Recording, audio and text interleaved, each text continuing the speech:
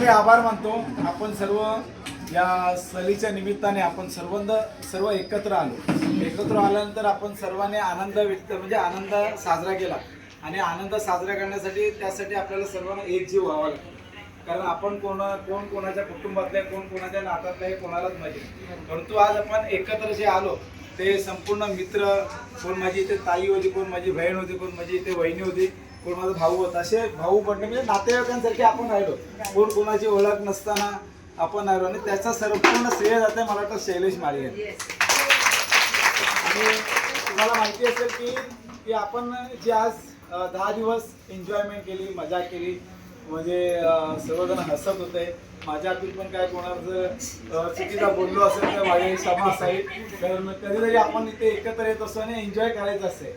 सर्वात महत्त्वाची गोष्ट म्हणजे पैसा नाही आहे, सर्वात महत्त्वाची गोष्ट म्हणजे आनंद. सर्व विकत घेता येते परंतु आनंद कोण विकत घेऊ शकत नाही. आनंदासाठी म्हणजे जरी तुम्ही आजारी असाल, आता हे बघायला 80च्या उंबरठ्यावर येऊन दोन्ही पोचलेले आहेत, परंतु काही परिस्थितीत ते एवढे ओढ असताना म्हणजे त्यांचं वयाने म्हातारे जरी झाले असले तरी मनाने ते एकदम तरुण होते. त्यांच्यासाठी पण टाळ्या वाजवायला पाहिजे आपल्याला. आणि आपण सगळं एन्जॉयमेंट करत असताना आपल्यावर लहान मुलं सुद्धा होती. दुसरी गोष्ट, जेवणाच्या वेळी कधी कोणाला त्रास होत होता, कोणाला उलटी होत होती, त्यावेळी जेव्हा कोणाला होत होती तेव्हा सर्व गाडीतली ज्या वेगवेगळ्या गाडीतली माणसं होती ती एकत्र येऊन त्याला बघत होती. कधी कोणी रूमबद्दल सुद्धा म्हणजे तक्रार, एका रूममध्ये 5-5 सासू होते पण एक बेड असताना मग 6 लोक ॲडजस्टमेंट करायचे. ते मानायला पाहिजे. कारण याचा कोणी अशी किटकिट वगैरे केली नाही. ही अशी सहल आहे ती एकदम शांततेत आणि आनंदात साजरी झाली. आणि त्यामध्ये याचा वाढदिवस केला, कोणाचा वाढदिवस होता आणि कोण अलिबागवरून आलेत, कोण विरारवरून आलेत, कोण मुंबईच्या वेगवेगळ्या ठिकाणावरून आले. आणि ह्या सर्वांमध्ये ना विशालबाई आपले काश्मीरचे आहेत, ते काश्मीरमधून आपल्यासाठी इथे आले. तुम्हाला माहिती आहे पण पिकनिक खायची गोष्ट नाही. जो काढणारा असतो ना, काढणारा तो लॉस होत असतो. मला माहिती नाही, कारण त्याचा वेळ सर्वात महत्त्वाची आहे. वेळ जी फुकट जाते त्याची, त्याचप्रमाणे तो आपल्याबरोबर पैसे देतो. म्हणजे समजा आपण 20,000 आहे, 20,000 ते पण देतात, परंतु त्यांचे ते पैसे एक्स्ट्रा पण जात असतात. कारण गाडी भाडा आपल्याला समजत नाही. कारण जो काढतो त्याला माहिती आहे की त्याचा पैसा किती, त्याचा आपल्यापेक्षा डबल पैसा जात असतो, पण तो आपल्याबरोबर 20,000च देतो. कारण सर्वांचं कॉन्ट्रीब्युशन असल्यानंतर 20,000 देतो. म्हणजे एवढा लॉस असताना पण पिकनिक अरेंज करणं खायचे म्हणजे एकाचं मन वेगळं असतं, एखादा कोणाचा कोणाशी जमत, पण ते जमवून घेतलं. या सर्वांनी इथे जमवून घेतलेलं आहे. आणि मी साईबाबाच्याकडे प्रार्थना करतो की शैलू यांना असेच पिकनिक काढण्याचं तरुणपणा देव. आणि प्रत्येक पुरुषाच्या मागे स्त्री असते तशा आमच्या पुढे आहेत वहिनी, यांचं सुद्धा जरा थोडासा मार्गदर्शन होता. त्यांनी सुद्धा त्यांना चांगल्या प्रकारे साथ दिलेले आहे. मी सर्वांच्या वतीने छोटीशी शाल विनायक देवरुकर यांना विनंती करतो की प्रथम आपण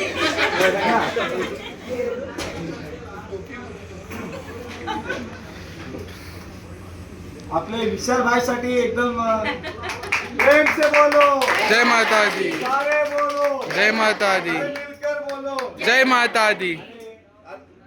त्याचप्रमाणे कैलासाने सांगितल्याप्रमाणे आज हा माझा मुलगा 20 वर्षाचा आहे. पहिली पिकनिक शैलेश यांनी म्हणजे हा 2 वर्षाचा होता, 1.5 ते 2 वर्षाचा. त्यावेळेला आम्ही वैष्णवदेवी आणि काश्मीर गेलो. त्याच्यानंतर हा रुटीन शैलेश माळी आणि सौपत्नी यांनी चालू ठेवलेला आहे. मी एवढंच सांगेन की ह्या पिकनिकच्या मार्फतच्या कैलास पाटील यांनी सांगितलं की आपलं मन जसं मिळते, हा वर्षानुवर्ष एकमेकांचं म्हणजे ह्यांना फोन करायचा. कोणाला आता गेल्या वर्षी राजश्री आहे, सगळे आहेत, त्यांना एक कॉन्टॅक्ट करत जायचो की बाबा कधी जाणार आहे, काय जाणार. म्हणजे हा एक ओळख वाढत गेली आणि हीच एक कमालीची आणि एक पोच पावती शैलेश माळी यांना देतो की आपण सगळे आज एकत्र आहेत. हे त्यांच्या एक मार्गदर्शन आणि एक त्यांचं सहकार्य या पिकनिकच्या मार्फत आपल्या सगळ्यांना मिळते. आणि वैशालचं तर काय, ज्यावेळेला पहिला फोन करायचा म्हणजे जय माता दी आवाज येतो. तर जय माता दी बोलल्याशिवाय ते पुढे बोलतच नाही. मग त्याच्यामुळे आईचं सर्वस्व त्यांना हे होते की वैष्णवदेवी माता त्यांच्या पाठीशी खूप सारे आशीर्वाद आणि त्यांना प्रेम मिळू दे आणि त्याच्या कुटुंबाला भरभराटी लागू दे, हीच आपल्या चरणी सर्वांच्या मार्फत साई चरणी प्रार्थना करतो. पहिल्यांदा आपण स्वागत करतोय. विनायक देवरुकरांना विनंती करतो की विशालबाईंचं स्वागत करायचं आहे. सर्वांनी जोरदार टाळ्या वाजवा. जय माता दी. ओम साईराम. ओम साईराम. तसेच कैलास त्याप्रमाणे विनायकने सुद्धा सांगितलं की हा 2 वर्षाचा आहे. तुम्हाला माहिती आणि नसेल ईशा आहे. जर आपल्याला तुम्हाला सांगतो जर ज्याच्या नशिबात असतं ना, म्हणजे तुम्ही एका पुस्तकात लिहिलेलं आहे. आता समीर नाही म्हणलं तर समीरने सुद्धा सांगितलं असतं, जर संतोष गोडे म्हणत की कोणाच्याही नशिबात कुठेही जाणं नसते. देवधर्मात अंबानीकडे पण खूप पैसा आहे, अदानीकडे पण खूप पैसा आहे, परंतु ते केदारनाथ किंवा वैष्णोदेवीला जाऊ शकत नाही. का? पैसा आहे, परंतु जे आपण जातो ना ते एक आपलं नशीब असते, आपला योग असतो की ते जाण्याचा. कधी पण कोण असा कुठे जाता. कारण माझा मी सांगतो, मी पहिली ज्या पिकनिक विनायक सांगितलं, पहिली ज्या पिकनिक की मी येणार होतो, माझं नाव पण नव्हतं. मग नंतर मला ज्ञानेश्वर म्हणून आमच्या इथं कॅन्सल झाला, मग मी माझी फॅमिली घेऊन त्यावेळी गेलो. त्यानंतर ही पिकनिक सुद्धा मला काय जायचं, मला जायचं होतं दुसरीकडे. तर मी नाही बोला जायचं आहे, तर मग आपलं मंगेश मध्ये पावभाज्या ते कॅन्सल झाले. त्यानंतर मी त्यामुळे ते मी इथे पुन्हा आलो. तरी हा योगायोग असं तर योगायोग असं जुळून येतो की आता माझी इथं तिकीट नव्हते, परंतु मला व्यवस्थित तिकीट वगैरे आणि सर्वात महत्त्वाची गोष्ट म्हणजे सर्वांनी भरपूर असं चांगला खानापिना घेऊन आले, कोणाला कमी प्रत्येकाकडे अजून पण शिल्लक असेल.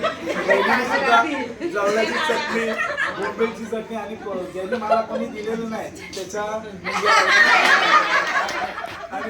आणि आपण असं इथे भक्तच करत असतो. आम्ही शाखेमध्ये वगैरे गेल्यावर आम्हाला शांतता, म्हणजे इथे जेव्हा एकत्र येतो तेव्हा असं वाटतं की काहीतरी आपण बोलावं आणि एन्जॉयमेंट करा. आपलं तर 2 मुलं होती, एक शोना, आता चांदी पाठी आहे. सर्वात मध्ये आपले छोटे बाबा